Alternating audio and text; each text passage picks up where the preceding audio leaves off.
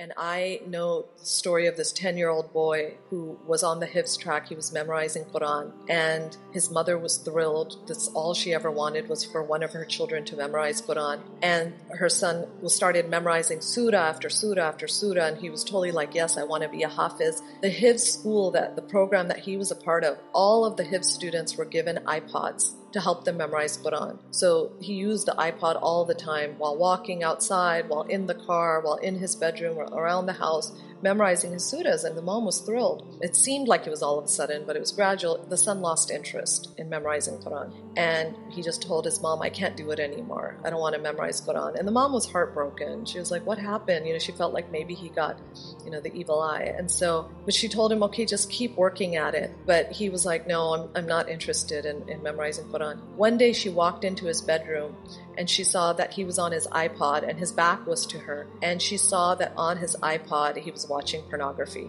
So when she and her husband investigated, they found out that this boy had been watching every single day for 2 years. Every single day, from the ages of 10 to 12, this boy had been watching. He is hopelessly addicted. It is one of the most tragic stories, because I've been involved with the family, trying to help and just be there. And this boy is much older now, and he's still addicted. The parents were really smart. They immediately got him into therapy. They got him into, and there's actually therapy, a program now for Muslims called Purify Your Gaze. So if there's anyone struggling with it, Purify Your Gaze is a program. And when she first approached them when he was 12 years old, they said, no, we only work with adults. And inshallah, your son will be fine, whatever. And so years went by, he's not fine, and all sorts of problems come about from it. This boy has been suicidal because there's so many times he's tried to quit and he has not been able to, and he keeps going back to it. And so he despairs, and he starts to feel like Allah can never forgive him. So they have him in therapy. They have him in therapy with a sheikh who's there to help him and remind him of Allah's mercy, remind him why he can't despair. Allah subhanahu wa ta'ala is using this addiction just to break you. Allah is showing you that He's the master and you're the slave, and you have to just turn to Allah completely. Just helping him that way. But the thing about pornography addiction, which people don't realize, is studies show first and foremost that most addiction happens between ages of 10 and 12. The other thing is they've actually done brain scans, actual brain scans on children who are addicted to that. The hard wiring of the brain, the actual shape of the brain changes. It actually changes.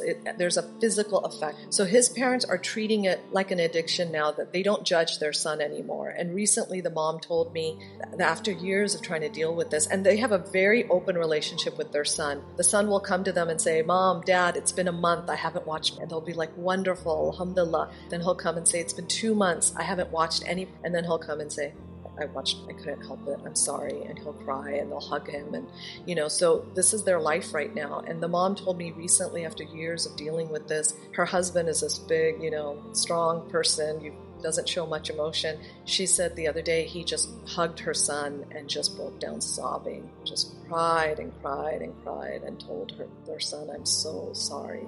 I'm so sorry that this happened to you. And she said that it happened, with Allah's will, but she said the lesson they took from it is, she said, we broke the number one rule, which is that you don't have internet in your bedrooms. She said the fact that our son had an internet device in his bedroom was our biggest mistake. So pray for him, inshallah. It's a long journey, and they're trying to get him help. So what we as parents need to do is, we can't do anything about the affordability, so we need to take away the accessibility and the anonymity.